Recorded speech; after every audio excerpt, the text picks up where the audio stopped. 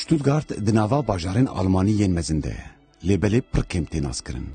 Bajar herî pir bi febrîqeyên xwe yên tirimbêlan ve têzanîn. Xanî û meydan û derên wê yên dîrokî nîşana 2000 salên jiyana bajarvaniyê di nava xwe de vedihewînin.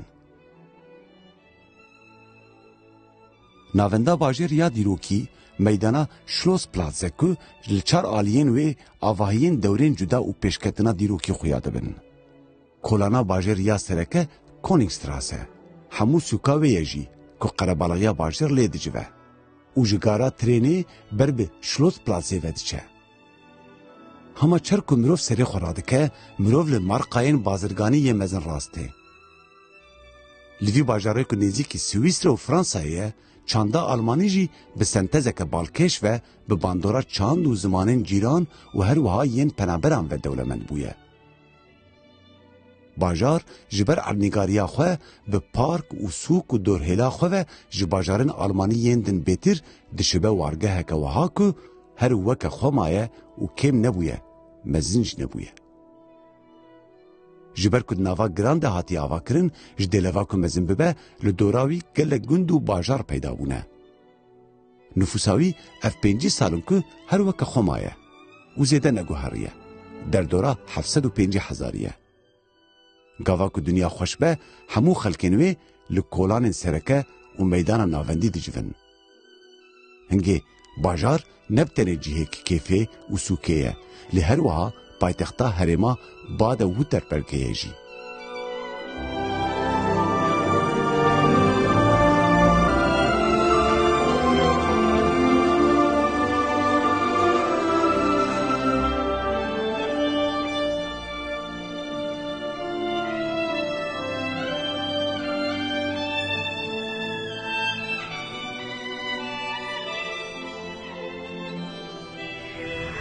Piştî salên nodî di edebiyata Kurdî de reyne nû, şêwazine nû, zimanine nû yê vegotinê hatin avakirin. Yek ji temsîlkarê vî nifşê nû ku êdî di nava cîhana edebiyata Kurdî de bûye yek ji nivîskarên Kurdî herî navdar û aliyê xwendevanan ve jî herî zêde tê xwendin Helîm Yûsuf e. Ji Amûdê heta bi Almanyayê ve Helîm Yûsuf pireyek wiha avakir ku hem nedbû tenê dengekî nû di edebiyata Kurdî de hem jî ew şiklên û ew teşheyên û anî nava qada çîrok û romana Kurdî. Bi mêrê aviz, bi mirî ranazin, bi jinê qatê bilin, bi sobarto, bi gava ku masî tê dibin û wehşet hundirê min de.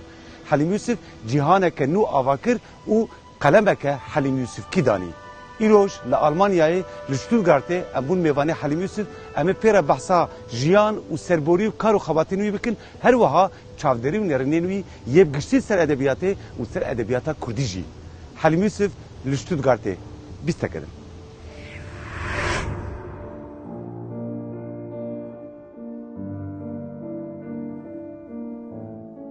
Helîm Yûsuf Sala 1967 li Amûdê çêbûye. Di gel ku li zanîngeha Helebê beşê hukûqê xwendiyê jî bêtir duwarê nivîsandinê de maye. Pêşî bi erebî û paşê jî bi Kurdî çîrok û roman û nivîs û gotarên rexneyî û lêkolînî çapkirine û bûye yek ji nivîskarên herî girîng ku bandor li nifşê xwe û yên piştî xwe kiriye. Helîm Yûsuf pêşî di dawiya salên nodî de bi pirtûka xwe ya çîrokan ya bi navê Mirî Ranazin ve di nava civaka Kurdî de hat naskirin. Bi dû re romana wî ya bi navê Sobarto bi şêwaz û vegotina xwe ya xweser ve di nava wêjeya Kurdî de cihekî taybet yê xurt wergirt. Pirtûkên wî îroj bi Tirkî, Erebî, Farisî, Almanî û İngilîzî jî hatine wergirandin û leheng û derdora marjînal ku ava dike bi bûyerên surreel ve weke Kafkayê wêjeya Kurdî tê naskirin. Heta îroj sê pirtûkên çîrokan û heft roman nivîsandine ku di nava wan de yên herî naskirî Mirî Ranazin, Jinên Qatê Bilind, Mêrê Aviz, Sobarto, Gava ku masî tî dibin û romana wî ya dawîn Firîna bi baskên şikestî ku sala 2019 çap bûye. Em li Stuttgartê li vî nivîskarê Kurdiyê navdar rast hatin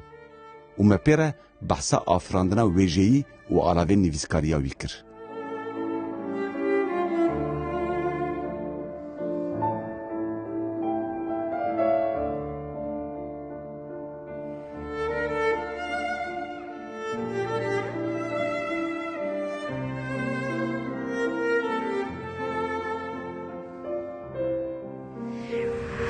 که حالی مسئله که خوشم که دبن وی تافکا خوش یا شتوتگارت دل آلمانیا ام وقت دو کردین یکش بخطی یک سر خطی و دیاسپورا ام ویدر گیشتن ام بحث صحبته که لسر ادبیات بکن برسا عوله خواهیم شده بکیم یا که مثلا جوان مروف نویسکاره که کرد لا اروپا ببینم مروف مراقت که مروف بیشتر تو چواد حتی واندرنا يعني عمودي ترابط وهات فيدري خير بو تشبلا تشقدا هات سريته كنت فاندرنا دركت انا قال لك سباس اجي قال لك كيف خوشم ديتنا تاع الفيدري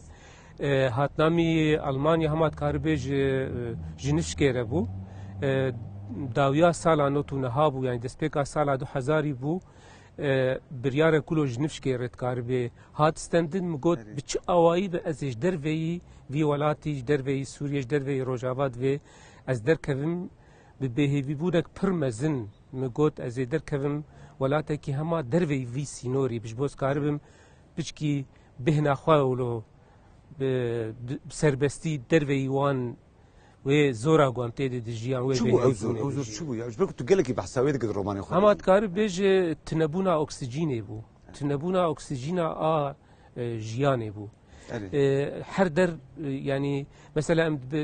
السيا دسلات داريك او قاسي يعني خرت او قاسي جو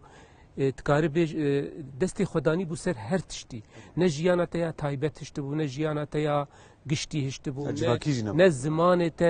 نزمانه تكاربو ببا زمانك كي قد كارب بي بنفسين نت كاربو سربه بفي اواي هاني وكي دنجي شخوا دبنرد روشك مي جو جبر يعني افدما جو ازدبيجم وشاغي سي چار پرتوكي من در كتبون بكردي و بعربي در كتنا وان پرتوكان هر يك بسري خود شيروكك پر دريج هي لي همو اوقا سر هفدو كومبو قد داويا سالا نوتو نهاند شخوا چونو هاتني مي جم مخابرات اجي از چونو هاتن از نافلي دكم اري هر كسي بيتر يعني وقت نفيسكار از بيجن وان برهن من شوبان يعني هر اي محقق اي مخابرات اي من عسكري شو مدنري هف بيفينك من البيشياوي ياج جيروكك نو ياجي غوتارك نو ياجي شك كد قف غوتاريا من اللي بهناك نافكي دن هاتي يمذكرن كيف عملت هات يعني جارك مجير جاميري شيخو باش دك انا فيجي الخم مقول بلكي ايه هري قالكي نبيسه من شوبين تي شو كيف هاي قالكي جبين مسألة معه بهر حال يعني روشك بفي اواي هبوغو از حسيام يعني ريل بيشيامن ايدي نمان يعني ياد في از بيا باغي خبكم باغي متقولا ور مات اف تشي روك ميروكي تاني اف كتابه تور اشترجنا كيبينم وبيكابا كيت بنتخم وعرضي ما هي چاندنيه بكونوا والنظا حلبي عمود الانسان وشخول مالا خروني ما افتشت حر كتاب عالم تفد كتابه در دخلنا تشتك بسري كسيتنا دا افتش طوفان تبسري ما دراكري ولا مالا خروني ياد فيم بيا باغي خكربا ياد في از حبسه درونشت ما ياد فيم تمامي دج نفساندني بردا يانج دبابو از دركفم از دركتم تد صوبارتو دجي وترسا بدران دجيش خو ام بيجن پرده وان یا گشتی دکور وان یا گشتی گله کی دش بنه دو یا هر دو رومانانجی و پودکت دی دجوای مثلا مررانا زندگی ام بینن او اتمسفر گشتی دیسا روشا آموده روشا روجاوای یعنی کردستان بخته و او اتمسفر ترسیک سرویش بروی ناوی رومانات جی خو بویا ترسا بدران کتو دبیجی سیستمک هي کم روان دخه راستش او ما اودیت او تو کار بچک دی جفدو فچرین راست يعني یک جه عمود همات کار بیشت همو برهمه من ده یه دستپیک حتی نه تفدیگو 19-20 سال چه بگو اجی دورم لیدی ساجد همو برهمه ده یاد دوا او ترسا از بحثاویت کم قل کی دشبه في روشا قو ما بحثاوی کر يعني دما قلت الدرفه مثلا روشاوي ولاتي دنارت بيجي حرتش لجيه خويه آرامي هي كز دنكش خناينه هر كس راضيه ليه دماغو ایجاد داکه جیهانا مروان جهندرده به چقاس خراکرین بسریوان دهاتیه به چقاس ترس کتیه هندره واند او ترسهانی ولو میایه و کتیه هندره يعني او مجيه هستيه واند ويشاغي ت نچار وكو نفيسكار جو يعني از يك اركن وينكش كاري او گوه جیانا گیانی رحی مروان دا که و يعني اگر ام پشکی بآوای کی مثلا قلا درونیه بکن او آلیه رش ج بنهشیا مرو وانلوت داک هبوی دريت ببینه براستيجي وي ولاتي وك ولاتي ما املي دجين فتقولتي قميونك كتيه وبيفكتي وهاد بلا نما زانم ياد سوبارتو داوود بجا افولات ولاتك وياكش قميونك كتيه ودي كس خدي قميونا ديروك كتيه وجغرافيا دف لغو هيوي كريه اف ولاتي هاني ترسك بفي اواي بيكير تشي دبوغو يعني تقدر لي دار تشتنا خوينتنا مثلا بري 2011 بري 2004 كسي شر سوري بري في شر سوري بري سردانا دوازده آداره 2004 وان شاها بشتن تنبول ويدري يعني لي ترس هبو جبركو چارشفك داني بو سر يعني خيلي يك لسر بو كسي بنوين نديت بله يعني دفليكرنك هبو لي كسي دران نديت عينا او ترسا جو جوي دفليكرنا هاني همات کاربیج بسرانسری سوریه هبو ویشاغه روجاواجی دنافده د 2011 دی درکت جبنجلک درکت و اف طوفانا گو اف 7-8 سالن لوی ولاتی و شرجه کرن و مال ویرانی و تالان کرن همه انجام و ترساگو تبحثانی سربوری و بویر راستیا جواکی و خیال دبن آلاوین برهمین ادبی. لبله افراندنا ویژه‌ی آنجی ادبی به شیوازا و گوتنه و تکل داره. حلیم یوسف راستی به شکل که خسر و نشان داده. یا کجویرا گرینگ او بو که گلو مروف بخواه دناوا راستیه ده چاوا و دگوهری. مجه پرسی گلو اف ترجیح چاوا آوا بو.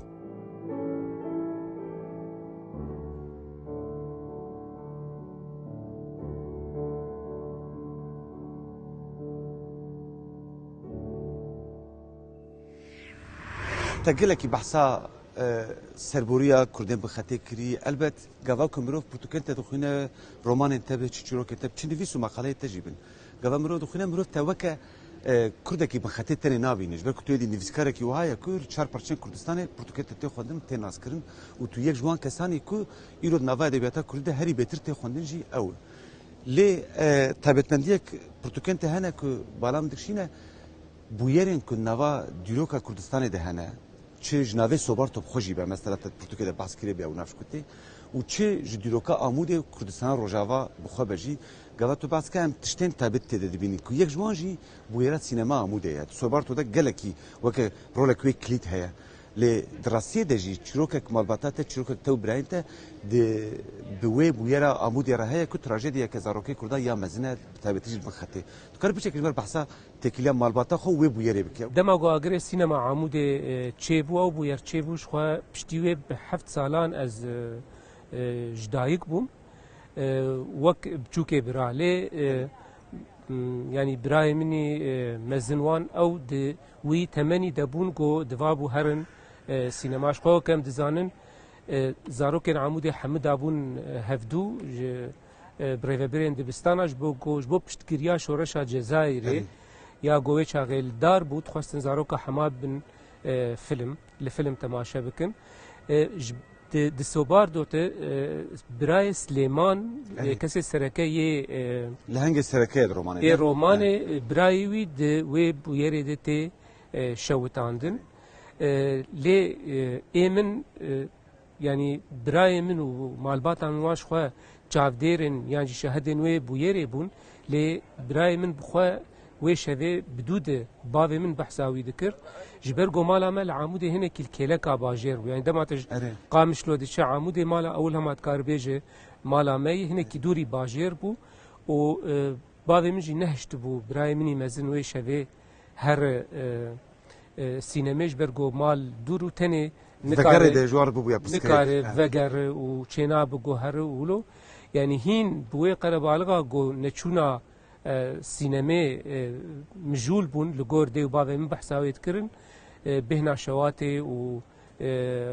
هوار خلکی هات و گو آگر به سینما عموده کت و تراجیدیا مزن یا گو هجمار یعنی گیشت دورا 300 زاروکی 208 300 زاروکی لگور ملای نامید پرتوکا خود جید بیجه او تراجیدی بو لی همات کار بیجه تنه تج عموده به تیره دکه گو مهرکه وی بویره سر تهبه وی بویره یعنی لسر نلسر روی تتنه لسر رحه تجی لسر گیانه تجی هب و تجاری شوپاوی جبیر نبجبر حتی دمك مثلا حتى رجا إيروجيتل كود درت ل درمايين وبويرا جران لعمودة راس وچاغي خوستن نفشكي كردي جبني وش كوكي راك نوها يعني تمام راستي ديرو كده او تجاري بلكي زلال نبه كو ببلانك بسيستمك وها هاتيه كرن كو زاروكن كردا يدورك حمو قربكن وان بكجن وتاخذ سوجي وقت قلت وتاخذ سوجي دو فقيره وخرج مسيره خلاص بكن وراسيه واش كانكن ليفانا تشما خوست زاروكي كردا يه باجاركي كومبليج بني وبكجن از في مسألة استكارم دو تشتات سربيج ميك جي مسألة قالك جيروك تين قوتن لسر سدمن شوتان دني هناك دبيجن جو شبرغو او ميتور السينما كيفن بو وقالك جاري سر هفدو شغل عندن واش خل معناها كي ببين بلي اغر بيكت و مثلا دردورا سينماجي بوك تشوال تني ولو كيس كيهون قلت اغر بيكت هما تكاربيج الدقائق دل حردري بلعب دبه هناك بفان ستمن تكنيكي مسألة جريدن هناك جي مسألة جريدن بأوايكي بقو بلانك هبو جبو شوتاندنا نفشكي ساغ جوان زاروكي كرد و لفيدر يستخازم بشكي بحثا تايبتمندية عمودة يجي بكم جبرقو عمودة يك جي آلية كي كفنترين باجاري امتكارن بيجن جزيرة هي هريما جزيرة عالية روج آفا و جزيرة بنخته وكي دنجي دهات ناس كرن جو همات كار بيج جسدي نوت ونهيوي كرد بون يعني مثلا نتوي دن لعمودة تن أبون باجارة كيلو بكردايتيا خو قالكي دهات ناس كرن ورولا خو حتى روجا إيرو هردم ديروكا روج آفاد و ديروكا سوريا دجيليستية و في بلاني هاني بلاني شوتاندنا زاروكان بفي مسألة في جريد دنقو خستن او وي نفشي هاني بتمامي بشوتين نهلنقو مزن ببن وقاربن گوهرتنا دو و هریمه دشین. گرم مروف کاری بیچه که وقت قلت تیرو هما تنه بس که تجا عمودی بیش بک مروف برمایین و بویری لسرت سر روحیت سر جیانات ببینه يعني بلکه کلانه که عمودی بخوشی مروف کاری بشوپای ببینه بلکه هر مالی ده یک تقص تده هبو لده افراندن حلیم یوسف بخوده جی او اتمسفره که زاروکانه تم هیا يعني تم لهنگ هنه که زاروکن مروف دكاربي بيجي كبالا حليم يوسف بشكل تايبتي دكشينا او زاروك قالوا مروف كارتي كي لاوي دينا كو جبر كتوج عمودي زاروك جي رومان انت بشكل بيتر جي دغرن يعني ترسا بدران دجي صوبارتو دجي ام بروان دي بين يعني لهنبونا سليمان بخوجي زاروكاتيه بدس بيرك باراليزمك نافاوي تبع قالوا باوريا من او جو جافكانيا نيفساندنا ويجي ادبيات جافكانيا وي هجر ام جافكاني كي جي بقرن زاروتيه جبر ويجي يعني هما وقت كاربيج هيزا كله سحري هي سحردار هي قوتم مرودك شينه برب زاروتيه و برب بيو خشيله و از وی كيجي اگر باواي كي مثلا تاك كسانه يا شخصي از بحثاوي بكم از بزاروتيا خويا وك زاروك كي جو لعمود جدايق بويه از وی كي فغريد دم چما جبرغو يعني او قاسي زاروتي و يعني بتشوكانيك او قاسي امبيجن زحمت بو او قاسي جي جبو وجي جبو ادبيات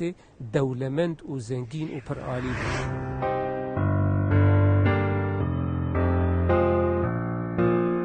دنبونا بازارك گش یا وجه کردی ده حولدانین نویسکارکی چندی خورد جیبن آواکرنا وجه که خورد بزمانکی بندست و حسانینه مب حلیم یوسف را بحثا پرسا وجه کردی جی کر گلوم بروف کاریبو وینه یکی وجه کردیا گشتی چه بکرایا رسمکی وجه هبو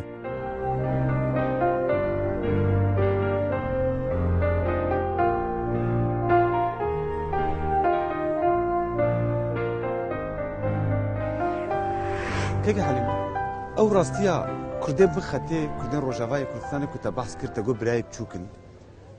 تشتاك بسري وان دهاتيه هر پارچه كردستاني تشتكي تايبتي ديروك كوي تايبتي بو اوانجي شتالان و ردكرنا هبونا ام خو بوجي كجبو مروف كارج بو حمو كردانجي بحسبينا لا اوان بو يرن تايبتي جهات السريون وك سينما عمودي لی حلیم یوسف خواه کدو بیجه که او آلاف بون جبو افراندناوی یا ویجهی جی حلیم یوسف او راستی وکی دن دید او راستی نرق وکا که ام بیجن هما وی راستی را که و ادبیات در رافه بکه جنوب بکه چروک و بیجه نه تبچه وکی دن لی نری تا او راستی شکاند تا او راستی هلوشاند حتی تلاشه مروف جی هلوشاند که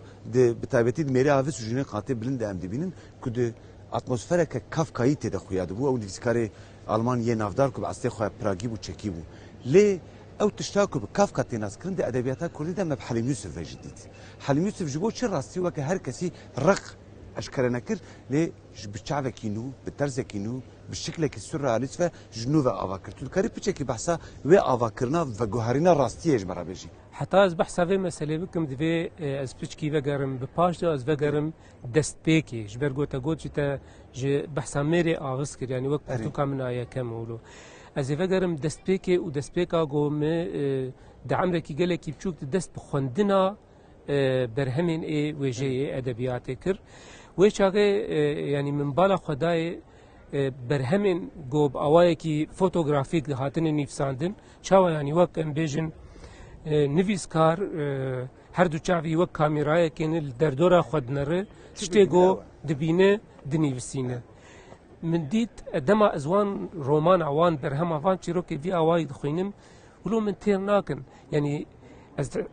برسك تمت بالا مدبو اف مروفي گو بحثا وان تيكرن رحي وان كاني خوني وان كاني خيال وان كاني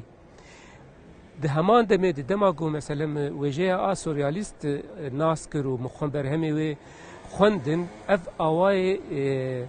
مثلا بيجن سورياليست اواي خيالي امولو بيجن گو جيهانا خونا و فانتازي و خيال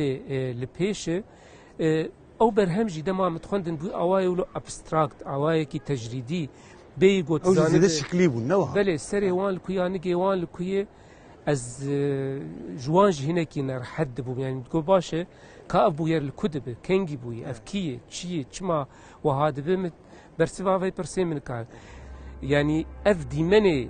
ايرو جويجيا كردي جهاني ده هي اف باسكن شكستي اي في ويجي هنكو هول ددگو بفر ونكاره وقت نافي رومانات يا داوينه بله شکستن باسکن شکستی ایوه ادبیات ایوه وجه کردی تنبونا دولتا کردیه حتی دولتا کردی نبه و يعني ایماجا وجه کردی جی و گلکی زحمت بگو کاربه لدردن جي خب أواي كي ولد كارب بريكو بيك بقرة نهاجي أبنائي معناه من مين البندة دولتي نهاجي هولدان هنجو هيدي أدبياتا كردي بيناس كرن مثلا الجيهاني ل أو هولدان يعني تاك كسانة لفرن بلاولانة وجبرولو جي يكي جو شابمانية شوبين بلكي بيجو والله كا ما أفرس قال لك معاجز كذا ما يكتب برومانا كردي هي تني هلبستا كردي هي دورك ما بر مناقشة بكرة أري أفرسك يعني براستي من عاجز ذك من عاجز ذكش برجو تشتكي جو وك أنا از برترونم از هرم ج يك دفر درباس بس بإمكان إبراهيم سيدو هي تني يك فينا في هي تني يعني أو قاسمة عاجز ذك ليه أبنائي واتيجو راستيا روشي مرو نبيش بلكي أنا هنا جهداري بكن بي وي بهار جيان تشوجي من بهار نجيان تشوجي از بحثا بدهان برهمين ويجيا كردي دكم جو وك خندوانه كي تشاوا جويجيا تركي عربي فارسي أوروبي فرنسي أمريكي بريطاني ت تشيج و تعمل كيجي وردقري ایم بخواهش کردی بهتر وردگرم جوی ادبیاته لیوک خواندوانه که امولو خوشوان هستین نتوی بدن عالی اکیجی وک هنر وک ویجه دناب ادبیاتا کردی ده برهمین دوی رنگی هنه وز هیوی دکم گو اف دیمنه گو از دبیجم وک شوپینره کی ولوش نزیک بش بو جوی ویجه روکه جروجا به باوریا هر کسی هر کس به راستی هانه ناس بکن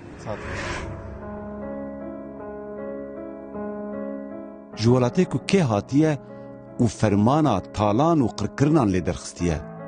بل بولاتين كو وانجي همان فرمان و طالان و قركرن ناس كربون لبيوي خونا ولاتكي یا جبو زاروکین بندست بزمانێکی کولبووی. حەلیم یوسف نەبتەنێ ڕۆمان نویس و چیرۆک نویسێک بوو. وەکە هەر نویسکارێ وێژەیی دە هەمان دەمێدە دیرۆک نویسێک ژی بوو کو چیرۆکە ملەتێکی دنویسی. گاوا کو me xatir jê xwast û dîsa berê xwe da ser rêyeke dirêj me çend çîrokên din jî liyê xwe zêde kirin me piçekî ji dilê wî jî bixwe re bir li pey wê xewna mezin û bêriya welatekî dûr.